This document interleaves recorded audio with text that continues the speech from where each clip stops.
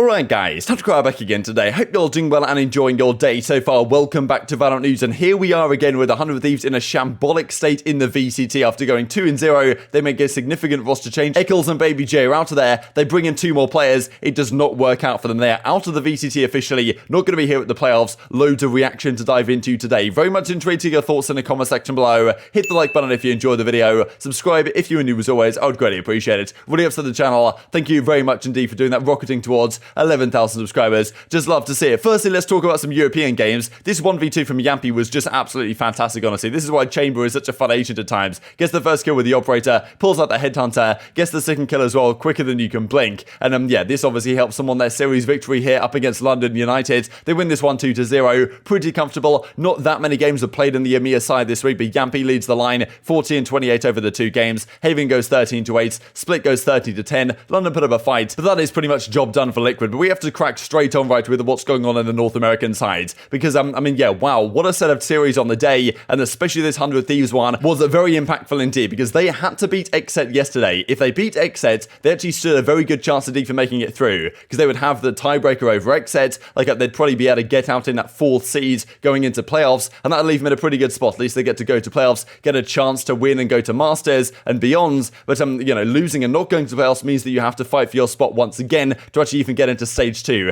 and that's quite a while away. We know the way the format works. There's not all that much that goes on right now in Valorant, you know. Like, after these tournaments conclude, if you don't make it through, unlucky, you just have to sit on the sidelines for quite a while. We see the likes of TSM, right? They kind of don't make it through the Olympic qualifiers, therefore they just have to sit there playing Mickey Mouse tourneys, in their words, from, you know, for a few months before they get another go. 100 Thieves effectively are going to be in that position, and I'm sure the roster they're going to bring next time around is going to be markedly different to the one that we are seeing right now. This also from Vanity, just because he was kind of discussing some of the plays that 100 Thieves are making. There was one particular round where 100 Thieves had rifles, they had phantoms, they had vandals out, but for some reason Asuna, arguably their best player, was sitting there on the Marshall when they should have just given him a rifle. Like, a Vanity was like, okay, what's going on here? Makes me want to pull my eyes out watching these guys play this game. And again, the first game goes pretty comfortably the favour of XSET. In fairness, 100 Thieves almost brought this one back, but I mean, look, when XSET are on the CT side at 10-5, it's pretty much chalk to this point. Cryo made some fantastic plays as well to lock down this offensive round, but yeah, 100 Thieves honestly didn't really look all that much different to what we've seen from them in the past. Honestly, pretty poor, just running into the site, getting mowed down over and over again. And the final round as well was pretty embarrassing, right? Because to be honest, like, Cryo, I think obviously he like straight for the head. He got some nice kills. He misses a pretty critical shot at close range. I'll actually share the clip for you guys right now. I know, well, this is a match point round, or at least map point for XSET. I believe it was 8-12. And yeah, there's a flank that's coming down the middle. It seems like the 100 Thieves guys have the bomb down. They're going to be able to get away with this round, at least make it 9-12. Maybe make this a competitive map. But then basically they hop on the Ninja Defuse and actually get it through. So quite incredible. Nature was absolutely mind blown about this on stream. He didn't even realize the Ninja was coming in, and he effectively rage quits as a result of it and gets out of the room. This lurk, timing. Yeah, this position could be massive, because not only does he have a flank, oh, Ethan's about to go crazy, dude. No, Ethan, you should go now, bro. Go now. Text him. Ethan, oh, he's playing all probably. Text him. Run. Oh no. Where the go? Your tweet works. No one is getting him off the shot. It's late. It's just in a few. Wait, what? No kills coming through for XSET. What the? I didn't even realize he was defusing the bomb. Steal away the map. A 13-8 victory as they take 3. What just happened? What? Wait, I didn't even notice he was defusing. Just as easy as 100 Thieves. Hello? What the? How the roster was handled in the last couple months, but want to give a big thank you to Eccles and BabyJ for their time. I know it ended very abruptly. And then big shout out to JC Stanny and Bang for stepping in. Those boys are absolutely filthy. Stepped up, did their thing, and obviously have a very bright future ahead of them, man. We tried to swing for the fences, and, you know, unfortunately sometimes you strike out. And that's what this stage looked like for us. But ton of respect to the players. I know how much time that they put in trying to turn the ship around. I know it's easy for the community to bull meme and laugh and all that, but I care about this, man. I really do. And our entire organization does. I know the players did too. So we'll keep it moving, man. We're here to stay. We're not going anywhere. Obviously, it's going to be a couple months off, I think, in terms of competitive matches. But we'll show the rest of the teams that are going to make it through to the bracket play, the respect they deserve, and root NA on as we go to the rest of the year.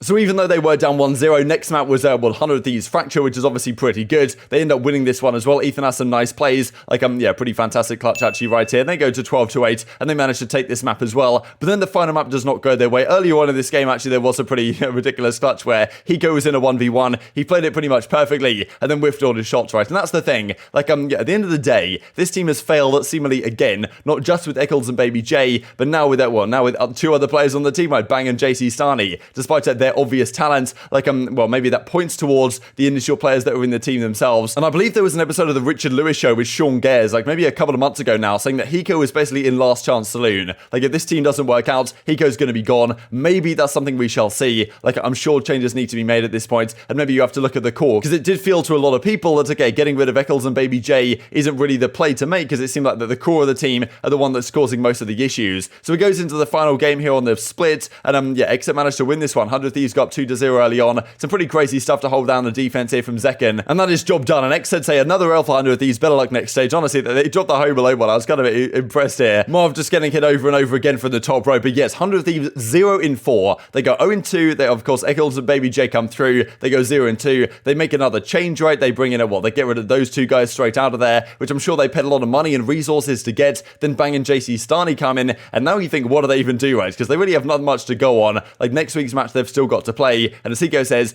GG's XSET lost 1-2. Unfortunately, we cannot now make Masters VCT playoff stage anymore. Like already at this point, they were 0-3. This series was a must win for them. They lost 1-2. That is obviously not going to be good enough. Asuna says they cannot make it out of groups. GG. Tough scenes, really. I mean, again, Asuna, fantastic player, but yeah, I think a lot of people right now are looking at the core of the team, because I mean, where else to look at the end of the day? They made some changes. Obviously, Bang and JC Stani, good solid players, but just not good enough to beat a team like XSET, which you would think 100 Thieves certainly should be capable of, as George Gillis tweets this out right here. With their defeat, they're now sitting at 0-4, and BabyJ here he goes in the replies, drops the thinking emoji, right, saying, hang on a second, right, 100 Thieves dropped me. He actually said in the wake of being dropped that, there's no one that you can upgrade me with. Like, there's no way you're going to upgrade to make the team better by kicking me, and that maybe that's been proved correct right over time, because I can't imagine this roster of 5 stays going much longer. Even Eccles says, I prefer not to speak, right? If I speak, I'll be in big trouble. Like, I mean, yeah, obviously they gave him the opportunity, but the opportunity did not last all that long now. He's been trialing with Gen.G and some other options out there, but yeah, wow, 100 Thieves, like, I'm not what they were looking for, and of course what this does now mean is the next VCT Open qualifiers are in early to mid-May, so they have quite a long time to figure out what their roster is going to be for then. I imagine it's going to look somewhat different to what we see at the moment, and yeah, difficult for nature, right? He makes these moves, or at least the team decides to make these moves, and that they do not work out in their favor at all. Lots of money has gone into this lineup, and yeah, still they're sitting at 0-4. This series as well, we'll look at the final series stats. Asuna again 50-42, not the greatest series out of pretty much all the guys. Of course, Ethan now IGLing for the team, so definitely it's going to take an adjustment period, but the problem is you don't have all that much time to adjust, right? Like, you've got to come in here and win a series like this. Cryocels has a great series for XSET. Breeze goes their way 13-8, then it's Fracture 13-9 in favor of 100 Thieves, and the final series 13-4 on split, dominant CT sides. After those first 2 rounds, we saw XSET run away with the rest of the game, and yeah, pretty much going out with a whimper here from 100 Thieves, not what they were hoping for at all. So definitely intrigued to hear your thoughts in the comment section below. What do you think 100 Thieves will change? Like, will they kick those 2 guys they brought into the team? Like, is it time for Hiko to move on and do something else? Because certainly doesn't seem like he's performing to the level that they need him to be at. Honestly, surprised maybe this team has stayed with that core for quite as long as they have done. Like, Asuna, the best player on their team, where it doesn't really seem to be, well, he's having good impact, but isn't enough to win them series, especially against the teams they lost to. Not ideal at all. They still play up against Evil Geniuses. They might go 1-4, but it's still not going to be good enough with the loss to XSET the way the tiebreakers now work. XSET lock up their spot, and also in the Group B side, OpTic versus version 1 was going down yesterday. Another very important series as well. Going into the Haven here, actually, Victor pulled out the Neon, and honestly used it to pretty good effect. I was quite impressed, because most teams have not gone the way of Neon yet and actually tried to use it to good effect. But she's very good at, like, basing out utility. She's just so fast, can rotate, like you see on one side of the map, all of a sudden she's at the other side, basing out all this utility. Like, it's quite an interesting agent, to be honest, to maybe find his way in the meta somehow or another. Maybe not quite the most impactful, but it still can do something with it. Anyway, game game 1 goes OpTic's way dominantly on Ascent. Like, at this point, you're thinking, okay, wow, OpTic are just next level, apparently. They hold a very impressive defense. They close out the offense towards the end of the day as well. And, yeah, some people said just a few days ago that, okay, wow, OpTic are just, they're going to be this team this season. They're going to be very hard to stop. But, yeah, version 1, of course, come in also here with a 3-0 scoreline. And it felt like, okay, maybe they're going to fall short. Does not happen in the end, though. OpTic win this first map, but then version 1 bounced back pretty nicely. This is a nice actual play here from Zelsays over on the Haven. This is where Neon was coming out on the other side of things. Victor was using her to pretty good effect. But yeah, nice play here from Zelsays to help close down this round. And these defensive rounds are very important indeed as the round did progress. The Sky comes out, the kill comes through, that's job done. And then the final map of the series goes to Icebox, a pretty ridiculous affair because Ye was out of control this game on the chamber. Like, I mean, he is 10 HP at this point. He's finding ridiculous frags all across the map. This one comes through from Whippy. And look at this, right? 1 versus 3, gets the first kill. The fuse is coming through from Zelsays, gets it halfway done, hops off the bomb, gets the collateral for the game.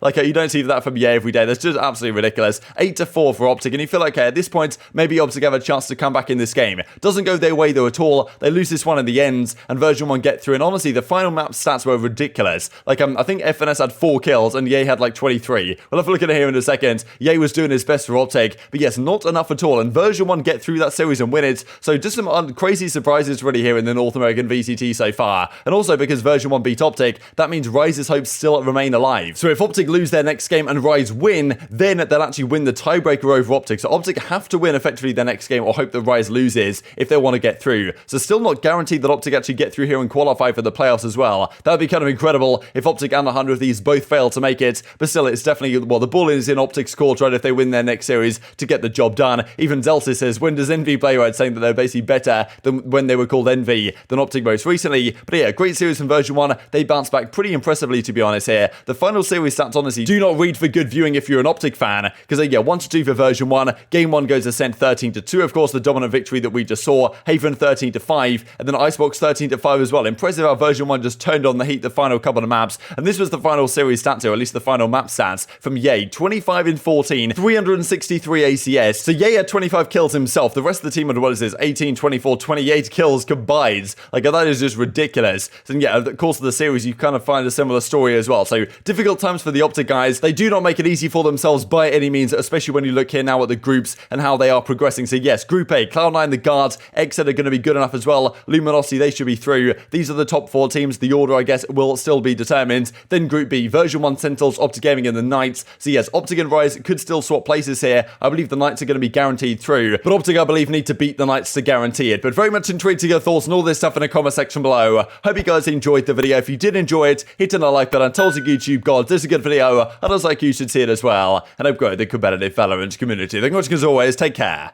and I will see you next time.